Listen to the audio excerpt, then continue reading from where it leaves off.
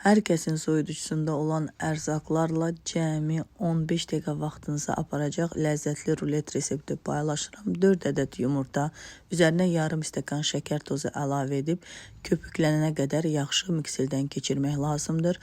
Onun üzərinə yarım stəkan su, yarım stəkan un, qabartma tozu və vanil də əlavə edib, yenidən mikserdən keçirdik və yağlı kağızın üzərinə əlavə edib, sobada 10-15 dəqiqə arası bişiririk və İsti yağlı kağızdan ayırıb tez içərisine doldurup bükmək lazımdır. Soyduqda bükmək olmayacaq, rulet yəni əzilər.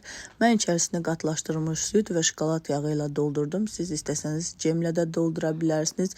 Düzünü desəm, qatlaşdırılmış sütlə daha ləzzətli olur şokolad yağı ilə müqayisə etdikdə və üzərini də pudra şəkəri ilə bəzədim.